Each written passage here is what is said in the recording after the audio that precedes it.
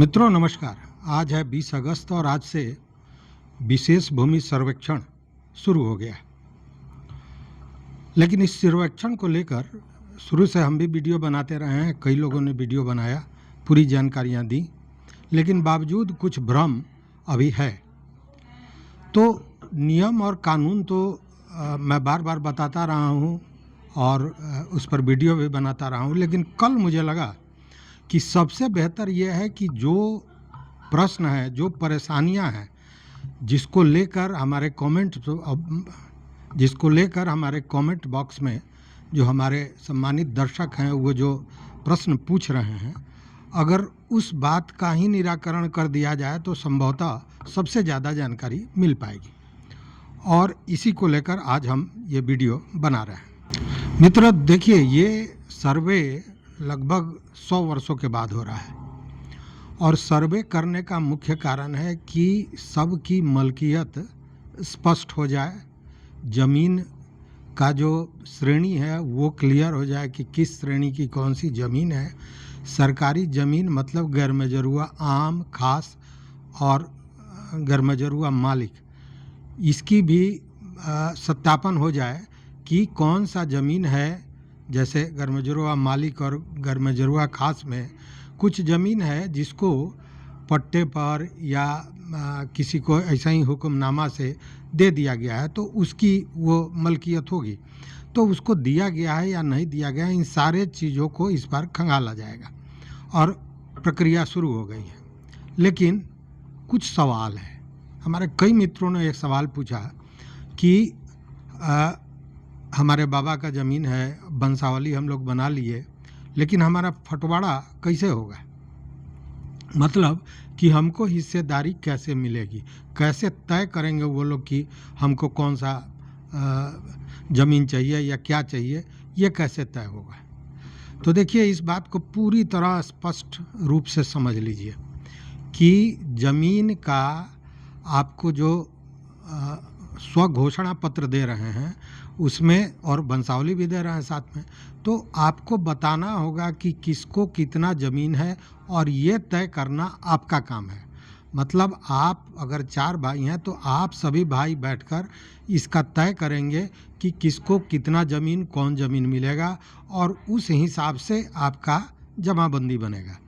इसमें कि किसको कितना मिलेगा और किसको कौन सा ज़मीन मिलेगा, इससे सर्वे टीम को कोई मतलब नहीं है। ये आपका व्यक्तिगत, शुद्ध रूप से आपका पारिवारिक मसला है कि किसको कौन सा ज़मीन मिलना है। इसलिए इस बात को स्पष्ट कर लीजिए कि वो जो हिस्सेदारी तय करनी है ये आपको करनी है, इसमें कोई दूसरा दखलंदाजी नहीं कर सकता है, पहली बात। अब चलिए कुछ चीज़ों को देखते हैं। हमारे एक मित्र हैं रविंद्रनाथ ठाकुर, इन्होंने अभी थोड़ी देर पहले इन्होंने कमेंट किया कि हमारे पूर्वज के नाम से जो ज़मीन है, हम चाहते हैं वह ज़मीन पूर्वज के नाम से खतियान बने। क्या ऐसा हो सकता है या नहीं? देखिए, खतियान आपके पूर्वज तो अब रहे नहीं। अगर खतियान उनके नाम से बनता है तो अब ये जो नियम है रजिस्ट्री में, उसमें है कि जिसके नाम से ज़मीन होगा वही ज़मीन की खरीद बिक्री करेगा, और यह स्थिति बनने जा रही है। तो जब पूर्वज नहीं है तो उस स्थिति में उनके नाम से खतियान रखना, ये ठीक है कि आप पूर्वजों के सम्मान कर रहे हैं और उस आधार पर आपने ये सोचा है, लेकिन ये सही नहीं होगा। इसलिए सही ये होगा कि वर्तमान में जिनको वो संपत्ति मिलनी है उनकी हिस्सेदारी तय करके और उनका खतियान बनवा दिया जाए, न कि पूर्वज के नाम से रहे। क्योंकि फिर बाद में आपको जब ज़मीन खरीद बिक्री करनी होगी या कोई ट्रांसफ़र करना होगा, या बहुत से ऐसे स्कीम है जिसमें ज़मीन की ज़रूरत पड़ती है, तो उस समय फिर आपको ये सिद्ध करना पड़ेगा कि यह ज़मीन आपकी है, आपकी मलकियत है, जबकि वो पूर्वज के नाम से खतियान होगा। इसलिए कहीं से व्यवहारिक पक्ष नहीं होगा। बेहतर ये होगा कि आप जो वर्तमान है वर्तमान में रहिए और उसी हिसाब से खतियान का निर्माण करवाइए। एक दूसरे मित्र हैं, उन्होंने लिखा कि CS में ज़मीन गैरमजरूआ था, ज़मींदार द्वारा मेरे नाम से पट्टा किया, रिटर्न भी मेरे नाम है, लगान रसीद भी 1970 तक कटा है। आरएस में मतलब जो रिवीजन सर्वे था में अनाबाद बिहार सरकार हो गया है, अब क्या करें। देखिए उस समय जो अनाबाद बिहार सरकार हो गया है तो हमको लगता है कि वो गलत हुआ है। अगर ज़मीन गैरमजर हुआ था और उसके बाद ज़मींदार ने आपके नाम से पट्टा किया और उसने रिटर्न भी बिहार सरकार को दिया ज़मींदार ने, तो उस स्थिति में आपकी ज़मीन की मलकियत 110% तय है, सिद्ध है, उसको कोई नहीं हटा सकता है। इसलिए ज़मीन वो आपकी है। आरएस सर्वे के समय अगर उसको अनाबाद बिहार कर दिया गया तो वो गलती होगी, या उस समय इस तरह से सर्वे भी नहीं हो सका था। वो एक रिवीजन था, जो पहले का सर्वे था सीएस सर्वे, उसका रिवीजन था, तो उसमें ये गलती बहुत जगह हुई है, एक जगह नहीं है। ऐसे कई मित्रों ने ये जानकारी दी है। इसलिए ये पूरी तरह ज़मीन आपका है। आप जो आपका पट्टा है, जो आपका रिटर्न है, उन सारे चीज़ों के साथ लगान रसीद जो उस समय तक आपने कटाया है वो, और अभी तक शांतिपूर्ण कब्जा भी है आपके, इन सारे चीज़ों को देते हुए आप अपना दावा प्रस्तुत करेंगे और वो ज़मीन आपकी होगी। उसमें कहीं शक व शुबा का मामला बनता नहीं है। ये अखिलेश कुमार सिंह थे जिन्होंने ये बात बताई थी। और अब हम लेते हैं बिंदेश्वर प्रसाद जी हैं। ये लिखते हैं कि अब तक सरकार लोगों का जमाबंदी पंजी ऑनलाइन नहीं करा पाई तो सर्वे का क्या हाल होगा। ऐसा है कि जितनी चीज़ें ऑनलाइन हो गई हैं वो अपने आप में भी मिरेकल है मित्र। इसलिए हम ये कह रहे हैं कि अंदाज़ा नहीं था कि, देखिए है क्या कि ये सर्वे जो कराना था ये हम और आप समझ रहे हैं कि ये अभी इसकी सोच शुरू हुई, लेकिन इसकी सोच शुरू हुई थी 1990 में। 1990 में भी सर्वे का काम शुरू करवाया गया था और जहाँ तक मुझे याद है कि लगभग 85 अंचल में सर्वे का काम शुरू भी हो गया था, लेकिन उस समय स्टाफ नहीं था, अमीन नहीं था, कर्मचारी उतने नहीं थे, तो इन सारे व्यवस्था में कमी थी। और दूसरी बात कि उस समय इसका विरोध भी हुआ था और वही एक कारण था कि उस समय वो सर्वे नहीं हो सका था, रुक गया था। तो लेकिन इसकी तैयारी उसके बाद से ही सरकार कर रही थी, क्योंकि आप देख रहे होंगे कि एरियल सर्वे लंबे समय से चला। एक एक ज़मीन का जिसका नक्शा हम और आप लेकर बैठे हैं वो नक्शा एरियल से बना हुआ है, जो अपलोडेड भी है। आप देख रहे होंगे कि ये जो साइट है उस पर अपलोडेड है ये सारा चीज़। तो तैयारियां चल रही थी। दाखिल खारिज के लिए जो सरकार ने कई तरह के कदम उठाए थे उसके पीछे भी यही कारण था। मतलब ये सर्वे कराना था, ये मंशा पुरानी थी और उसी को अब मूर्त रूप दिया जा रहा है। ये अंगद महतो ने पूछा है कि बेगूसराय में भूमि सर्वे कब होगी। तो मित्र ऐसा है कि 20 का सर्वे हुआ था, 20 जिलों का, और 18 जिलों का हो रहा है। तो या तो आपका पूर्व में हुआ हो गया या इस बार होगा, निश्चित रूप से ये आप पता कर लेंगे। वो लिस्ट मेरे पास तत्काल नहीं है, इसलिए मैं माफ़ी चाहूँगा इसको लेकर। हालांकि मैं जानने की कोशिश करूँगा, आपको बताऊँगा भी, मैं जवाब दूँगा इसको। आरएस सर्वे ये हैं एक हरिकांत सिंह, इन्होंने लिखा है आरएस सर्वे दूसरे के नाम चढ़ गया है, क्या किसके नाम पर होगा। तो इसमें अगर गलती से चढ़ गया है और आपके पास उसकी मलकियत को प्रूफ करने के कागजात हैं तो वो ज़मीन आपकी है, अगर गलती से चढ़ा है तो। इसलिए वो किस तरह से ज़मीन आपका मिला है, खतियानी ज़मीन है या केवाला से आपने लिया है, उन सारे साक्ष्यों के साथ आप दावा प्रस्तुत करें। अगर आपके पास ज़मीन की मलकियत का दावा है तो ज़मीन आपका है, इसमें कहीं सोचने वाली बात नहीं है। एक यूजर जीआर करके हैं मित्र, ये पूछते हैं कि भू माफिया और सब काबिज करके बैठा है, दादा परदादा की ज़मीन, दबंग व्यक्ति की आवाज़ उठाने से डरते हैं लोग। इनके कहने का मतलब है कि भू माफिया लोग कब्जा किए हुए हैं ज़मीन दादा परदादा का रहा है, लेकिन वो लोग दबंग है इसलिए आवाज़ नहीं उठा रहे हैं। तो आपको अब आवाज़ उठाने की ज़रूरत नहीं है। आपको केवल सर्वे टीम जो आ रही है वहाँ पे अपने साक्ष्यों के साथ दावा प्रस्तुत करना है। दावा प्रस्तुत कीजिएगा, खतियान आपके नाम से बनेगा। वहाँ वो लोग विरोध कर सकते हैं, लेकिन उस विरोध का कोई माने मतलब नहीं है, चूँकि जिसके पास ज़मीन कागजात होगा ज़मीन उसी की होगी। एक मित्र हैं भवेश कुमार, इन्होंने लिखा कि सर 1964 के सर्वे में विभागीय लापरवाही से बिहार सरकार कर दिया है, केवाला से प्राप्त है, पहले का रसीद भी है, अब उसका कानूनी उपाय बताएं।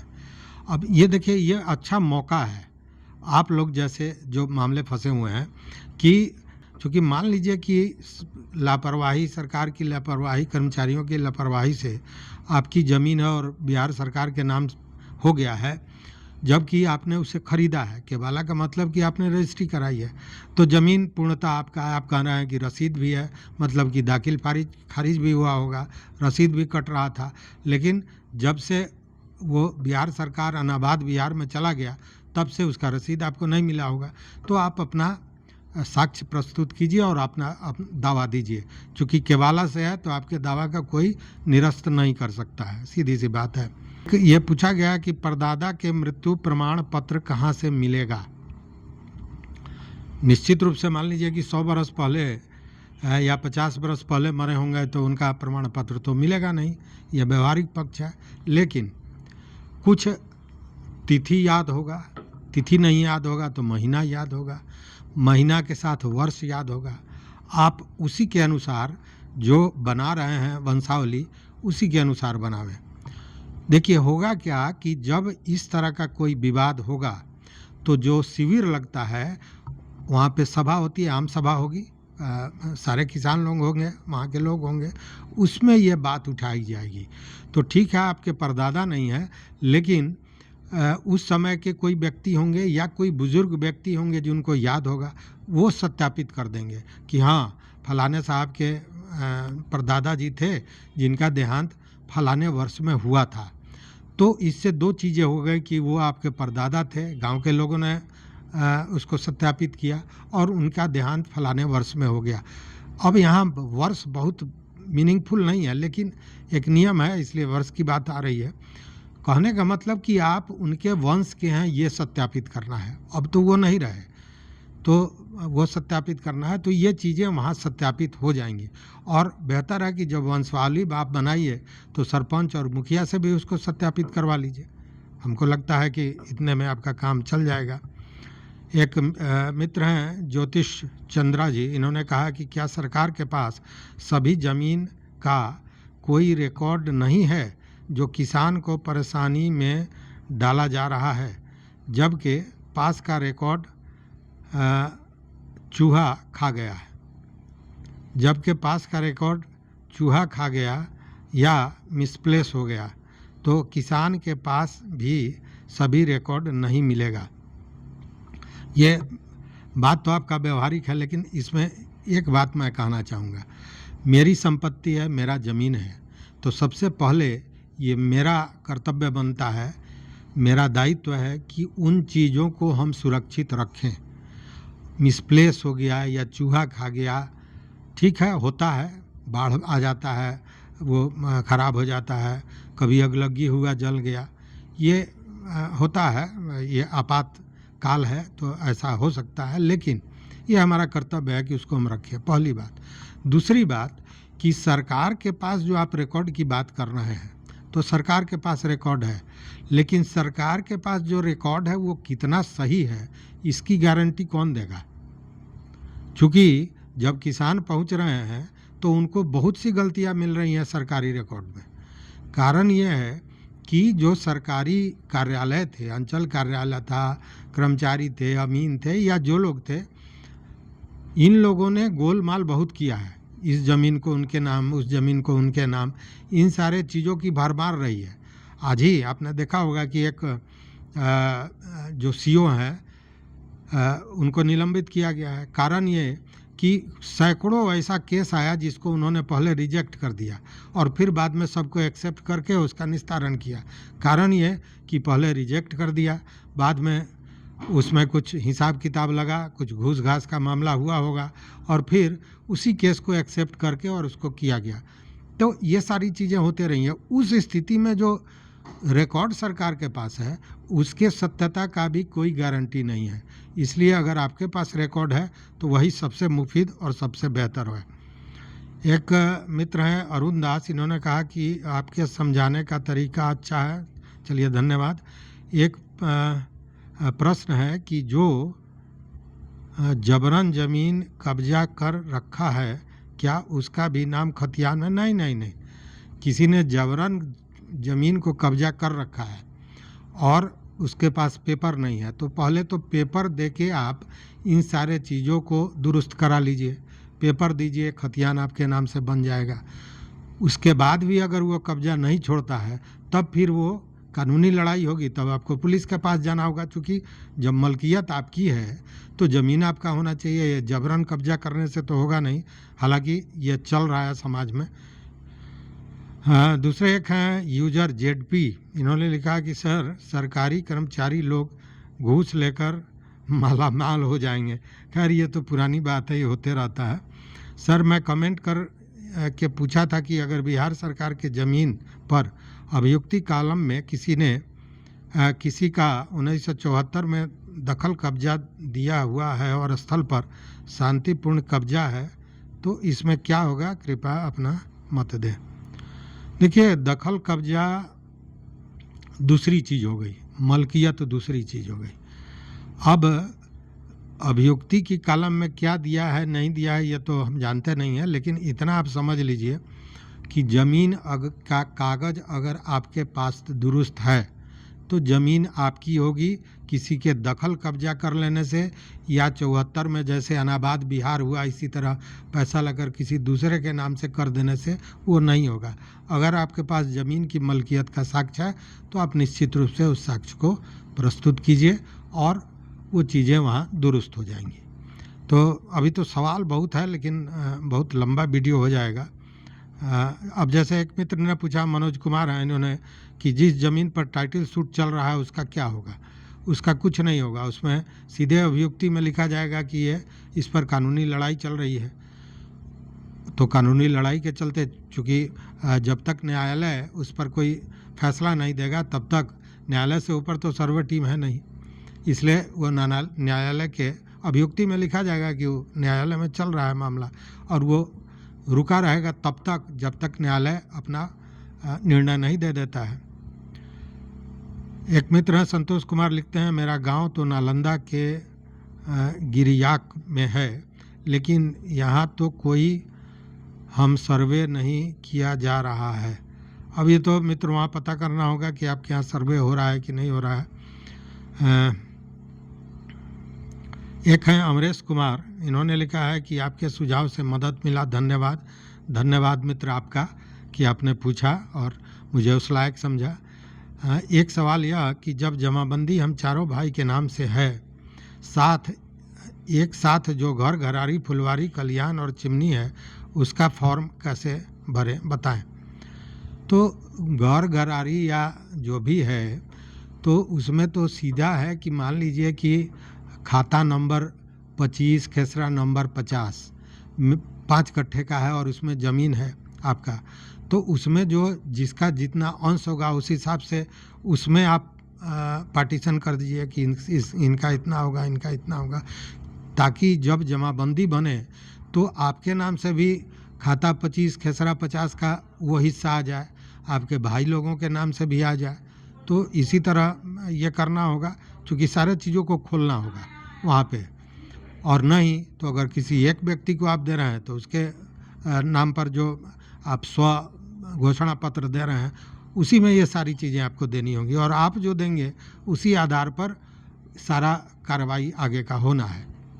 अब देखिए एक नया मामला है, यह हैं संजय सिंह, इन्होंने लिखा कि मेरे एक दोस्त हैं जिनका ज़मीन की रसीद कट रही है, केवाला है, लेकिन उस प्लॉट का पता नहीं चल पा रहा है, तो क्या इसे सर्वे टीम इस प्लाट को खोज पाएगी जिनसे ज़मीन लिए वो भी जीवित नहीं हैं।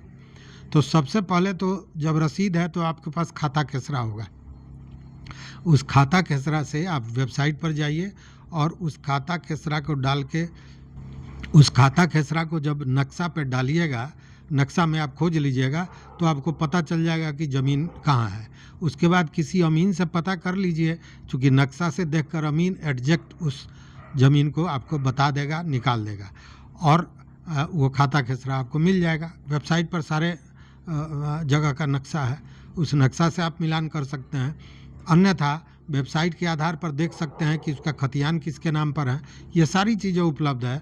आपको केवल थोड़ा जागरूक होने की ज़रूरत है। थोड़ा सा अगर आप नहीं समझ पा रहे हैं तो किसी साइबर कैफ़े में चले जाइए, उसको बताइए, वो आपको निकाल के दे देगा। ये बहुत बड़ी चीज़ नहीं है, ये हो जाएगा। तो मुझे लगता है कि मामले बहुत हैं मित्र इसमें, जैसे नित्यानंद कुमार जी हैं, यूजर QM हैं, मोहम्मद अख्तर हैं, प्रियरंजन सिन्हा जी हैं, उसके बाद सत्यनारायण प्रसाद जी हैं, प्रियरंजन सिन्हा जी ने फिर कुछ पूछा है। इस तरह के बहुत से क्वेश्चन हैं, लेकिन इस वीडियो में ये लंबा हो रहा है, अब इससे ज़्यादा लेना संभव नहीं है। फिर कल हम आपका जो सवाल होगा उस पर बात करेंगे। तो स्थितियाँ यही है, 2-3 चीज़ें हैं। आप सबसे पहले ये है कि जो स्वघोषणा पत्र देना है फॉर्म 2 पर और वंशावली 3.1 पर, प्रपत्र 3.1 पर वंशावली और प्रपत्र 2 पर स्वयं का घोषणा पत्र, इन दोनों चीज़ों को भर कर जरूर जमा कर दीजिए, या ऑनलाइन देना है तो ऑनलाइन दे दीजिए। आपके पास जो भी साक्ष्य है उसको दे दीजिए। जो चीज़ नहीं मिलता है उसका प्रयास कीजिए कि वो मिल जाए, वो मिल जाना चाहिए, क्योंकि बहुत सी चीज़ें हैं जो साइट पर हैं लेकिन लोगों के पास नहीं है। क्योंकि सरकारी रिकॉर्ड में वो चीज़ थी तो साइट पर आ गया है। तो थोड़ा मेहनत तो करना पड़ेगा, क्योंकि संपत्ति आपको बचाना है, पूर्वजों की संपत्ति है और धरोहर तो है, उससे तो इनकार नहीं किया जा सकता है। तो चलिए, इस वीडियो में बस इतना ही मित्रों। चैनल पर नए हो तो सब्सक्राइब कीजिए, लाइक कीजिए, दोस्तों के साथ शेयर कीजिए और अपना विचार, अपना मत जरूर दीजिए। बहुत बहुत धन्यवाद, बहुत बहुत धन्यवाद।